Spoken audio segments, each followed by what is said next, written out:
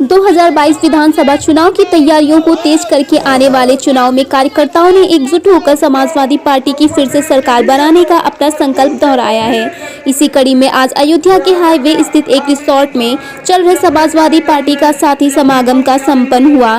कार्यक्रम में बतौर मुख्य अतिथि पूर्व मंत्री लालजी वर्मा ने भाग लिया। इस दौरान कार्यक्रम में आए हुए अतिथियों का पूर्व मंत्री तेज नारायण पांडे पवन ने स्मृति चिन्ह व फूल देकर स्वागत किया। कार्यक्रम के बाद मीडिया से मुखातिब होते हुए सपा नेता लालजी वर्मा ने कहा कि समाजवादी पार्टी चुनाव के लिए तैयार है। भाजपा की सरकार आम जनता के साथ अन्याय कर रही, किसानों का धान क्रय केंद्रों पर नहीं खरीदा जा रहा है और नौजवानों में बेरोजगारी बड़े पैमाने पर बढ़ी, महंगाई आसमान छू रही। ऐसी स्थिति में आम जनता आम चुनाव के लिए तैयार है।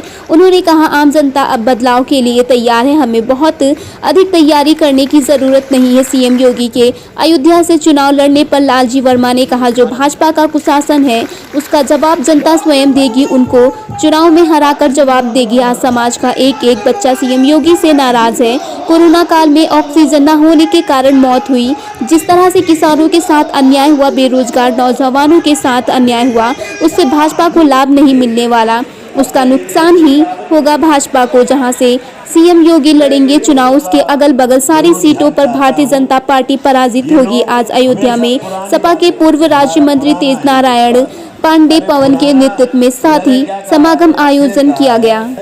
लिए हम लोग हमेशा तैयार हैं और आज जो भारतीय जनता पार्टी की सरकार है, जिस तरह से ये सरकार आम जनता के साथ अन्याय अत्याचार कर रही है, किसानों का धान आज खरीदा नहीं जा रहा है, नौजवानों में बेरोजगारी बड़े पैमाने पर बढ़ी है और साथ ही साथ महंगाई आसमान को छू रही है।